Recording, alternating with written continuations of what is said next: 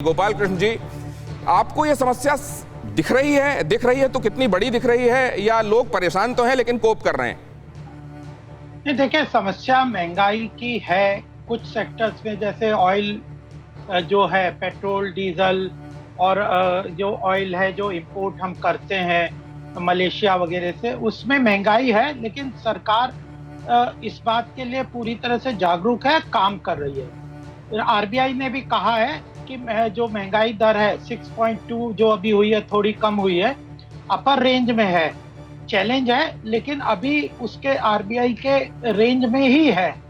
तो यह बात तो अवश्य है कि महंगाई को आगे चेक करना है सरकार का, और आरबीआई का उसमें ध्यान है। सरकार पेट्रोलियम प्राइसेस के लिए आज भी सवेरे अगर आप देखें तो कल जो पेट्रोलियम मिनिस्टर है हरजीत पुरी जी ने गल्फ कंट्रीज में बात की है कि आप सप्लाई बढ़ाएं। सरकार उसके लिए प्रयास कर रही है, और ये जो इंपोर्ट के ऊपर भी जो इश्यूज हैं उसको भी लेके सरकार पूरी तरह जागरूक है। सरकार का धीरे धीरे जैसे ही टैक्स रेवेन्यू कलेक्शन बढ़ता है, सरकार इन चीजों को देखेगी। लेकिन ओवरऑल सरकार की अभी आवश्यकता है कि जो सरकार अपने खर्चे को बरकरार रखे, खर्चे को बढ़ाए, और जो सेगमेंट जिनके ऊपर ज्यादा प्रभाव महंगाई का होता है उनको, जैसे खाद्यान्न की आपूर्ति करनी है निशुल्क रूप से, उसको बढ़ा दिया है। और डायरेक्ट बेनिफिट ट्रांसफर किसानों के लिए, इस तरह के कार्यों के अनुसार जो वर्ग। तो आपने दो चीजें कह दी कि अभी जब राजस्व हमारी कमाई ठीक होने लगेगी सरकार की तो राहत दी जाएगी, और दूसरे आप ये कह रहे हैं कि दूसरी तरफ से राहत दी भी जा रही है। अगर एक तरफ उनके लिए परेशानी है। सर, मैं लौट रहा हूँ आपके पास। आपने लेकिन एक इंपॉर्टेंट बात कही सर, वो मैं समझना चाहता हूँ गोपाल कृष्ण जी। आपने कहा विद इन द रेंज है आरबीआई की, 6% कंफर्टेबल रेंज कही जाती है, 6.25 6.3, ये रेंज से बाहर माना जाएगा या रेंज के आसपास माना जाएगा या रेंज के अंदर माना जाएगा? मैं आपके पास आऊंगा। गौरव वल्लभ जी, आ रहा हूं सर, आ रहा हूं। एक राउंड सबके पास हो लूं जल्दी जल्दी। गौरव वल्लभ जी, सब काबू में है? ठीक है, आने वाले दिनों में और ठीक हो जाएगा? देखिए, मैं तो सरकारी आंकड़ों पे ही बात कर रहा हूं, और वो ही सरकारी आंकड़े जो 12 जुलाई को सरकार ने पेश किए।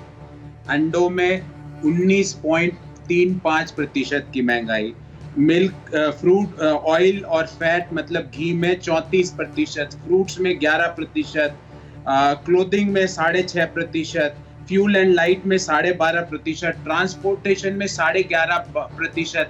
अगर ये सब कुछ ठीक है तो फिर खराब क्या होता है, मुझे ये बताओ।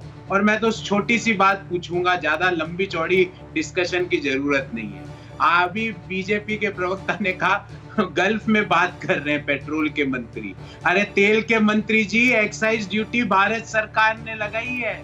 जो एक्साइज ड्यूटी पेट्रोल पर 2014 में 9 रुपए 48 पैसे प्रति लीटर लगती थी, वो आज 32 रुपए 90 पैसे प्रति लीटर हो गई। मतलब पिछले 7 साल में 247% एक्साइज ड्यूटी भारत सरकार ने बढ़ाई है पेट्रोल पे। डीजल पर जो एक्साइज ड्यूटी प्रति लीटर 3 रुपए 56 पैसे लगती थी, वो आज 31 रुपए 80 पैसे है। मतलब 7 साल में 794% का इजाफा हुआ है डीजल में, और घटाने की बात कर रहे हैं गल्फ से। मुझे समझ में नहीं आता कि, और प्रवक्ता यहाँ आके बता भी रहे। मैं आश्चर्यचकित हूँ ऐसे प्रवक्ताओं से। लेकिन मैं एक बात और जानना चाहता हूँ सर, कि कंपनियां रेगुलेट करती हैं तो मंत्रालय क्या करता है, और मंत्रालय का अब भी दखल है तो कंपनियों का कितना से है? सर, एक्साइज वाली बात तो आपने कही थी, लेकिन मैं जरा इसको लेकर जाना चाहता हूँ अजय आलोक जी के पास। अजय आलोक जी, जरा समझा दीजिए। बड़ा भ्रम है इस बात को लेकर कि अब सब कुछ कंपनियों के हवाले है, उनको अपना घाटा दिखता है, उसको पूरा करना है, कि सरकार का दखल है, वो बात कर सकती है, गल्फ में राहत मिलेगी। नहीं, बिल्कुल गौरव वल्लभ जी ने ठीक कहा। एक्साइज ड्यूटी बढ़ी है, केंद्र ने भी बढ़ाई, राज्यों ने भी बढ़ाई, क्योंकि आय का स्रोत है। किस काल से हम गुजर रहे हैं ये जानना ज़रूरी है। बहुत आसान है विपक्ष में बैठ के क्रिटिसाइज़ कर देना कि दाम बढ़ गए, महंगाई तोड़ कमर तोड़ महंगाई है। ज़रा मुझे बताइए तो किस सेक्टर में हरकत हो रही है, इकोनॉमिक हरकत किस सेक्टर में हो रही है? आपका रियल एस्टेट का सेक्टर ठप पड़ा हुआ है, बिजनेस एक्टिविटी आपकी नहीं है, रेवेन्यू आएगा कहाँ से? आपको वैक्सीन भी लगानी है, आपको सीमा की सुरक्षा भी करनी है, आपको सेना को सुदृढ़ भी करना है, आपको नेशनल हाईवेज भी बनाने हैं, आपको इंस्टीट्यूशंस भी बनाने हैं, आपको भारत को मजबूत भी रखना है। और जब सरकार कह रही है कि बाकी सोर्सेज से रेवेन्यू जब बढ़ेंगे तो निश्चित तौर पे डीजल और पेट्रोल में राहत दी जाएगी। ये एक टफ टाइम है पूरे देश के लिए, मेरे और आपके लिए भी, पूरे देश के लिए। आम आदमी या गरीब आदमी निश्चित तौर पे इसको भुगत रहा है, इसमें भी कोई शक और संदेह नहीं है। लेकिन सच्चाई है कि जिस काल से हम गुजर रहे हैं सिर्फ भारत नहीं गुजर रहा है, पूरा विश्व गुजर रहा है।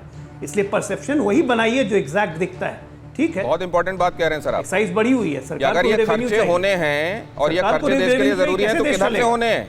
जरा इसको लेकर मैं चलना चाहता हूं। आरजेडी के प्रवक्ता हमारे साथ नवल जी जुड़े हुए हैं। नवल जी, देश की खातिर ये महंगाई कबूल की जानी चाहिए। देखिए, देश में अच्छे दिन लाने के लिए इस सरकार को कबूल किया था और पिछले 7 साल में आपने देखा होगा कि जो लोग महंगाई की मार कह के राजनीति करते थे वो महंगाई के जनक बन गए। हर क्षेत्र में महंगाई के निर्माता नहीं, नियंत्रक है। इसलिए इस बात को कहना, महामारी तो प्राकृतिक आपदा है, ये कोई किसी से पूछ कर नहीं आती है, लेकिन जो महामारी जो है, लेकिन जो महंगाई है वो तो सरकार द्वारा निर्मित है। आज ही नहीं, आज के पहले भी देख लीजिए। और जिस तरह से इन्होंने उसको नियंत्रण करने का कोशिश किया है, कौन नहीं जानता है कि जिस क्षेत्र का सबसे ज्यादा योगदान है भारत के इकोनॉमी में, असंगठित क्षेत्र को, उस क्षेत्र के लोगों को किस पीड़ा से गुजरना पड़ा 1 साल पहले पहली लहर में, ये कौन नहीं जानता है। और सरकार उस समय क्या कह रही थी, ताली थाली और घंटी बजा रही थी। और जिस वैक्सीनेशन की बात की जा रही है, उस वैक्सीनेशन पे जो खर्च करने थे, बजट एलोकेशन हुए, उसका कैसे, कब और क्या खर्च हुआ वो कौन नहीं जानता है। आज भी देश में जगह जगह पे मोदी जी और उनके जो सहयोगी हैं वो चाहते हैं कि हमें पूरा देश धन्यवाद करे कि हम मुफ्त में वैक्सीन लगा रहे हैं, मुफ्त में इलाज दे रहे हैं, मुफ्त में राशन दे रहे हैं। ये मुफ्त में राशन, इलाज और वैक्सीन का खर्च क्या है ये कौन नहीं जानता है। गोपाल कृष्ण जी, आप लोगों को पोस्टर बनवाने चाहिए जनता का थैंक यू वाला, क्योंकि वो लोग पैसे दे रहे हैं ये सब काम मुफ्त में संभव हो सके इसके लिए। ये जवाब लेने के लिए मैं आपके पास आऊंगा, लेकिन अमित जैन हमारे साथ जुड़े हैं। अमित, पिछली बार जब आपसे मुलाकात हुई थी उसके मुकाबले काफी यंग दिख रहे हैं आप। ये रिवर्स गियर जो आपने लगाया ये इकोनॉमी में लगाना संभव है क्या? थैंक यू दिनेश भाई। आई थिंक अगर मैं बात करूं, जैसा कि आपने एक नंबर दिया शुरू के अंदर कि मुंबई के अंदर पेट्रोल करीबन 100 रुपये के भाव है आज, तो पहले तो मैं उस बाइफिकेशन को देता हूं कि जो 100 रुपये का बाइफिकेशन है, उसका बाइफिकेशन है कि 50 रुपये का आपका बेस प्राइस है फ्यूल का, 50 के साथ आप 35 रुपीज़ ऐड कर लीजिए करीबन सेंट्रल गवर्नमेंट का, और करीबन 20 रुपये आप ऐड कर लीजिए स्टेट गवर्नमेंट का, on an average 18 to 20 rupees. यही अगर आप समअप करते हैं तो 105 रुपये का पेट्रोल का भाव बढ़ जाता है। सो अगर आप देखते हैं कि 50 रुपये के बेस प्राइस के ऊपर एक रिटेल क्लाइंट को, या एक जो गरीब है, जो गरीब इंसान है हमारे देश का, या एक मिडिल क्लास है, उसको 105 रुपये देना पड़ता है। ये ऑलमोस्ट 100% टैक्स है, and it is one of the highest in the world somewhere. ठीक है, और एक भारत एक ऐसा देश है जहाँ पे आज टॉप 1% पॉपुलेशन या टॉप 1% बिलियनियर वो करीबन 40 to 50% आपके वेल्थ को होल्ड करते हैं। तो एक ऐसी कंट्री के अंदर जहाँ इनकम इनइक्वलिटी इतनी ज्यादा हो, राइट, वहाँ पे ये बर्डन एक रिटेल पब्लिक पे डालना बहुत अच्छी चीज़ नहीं है। इसके लिए हमें और ऑल्टरनेटिव को खोजना पड़ेगा।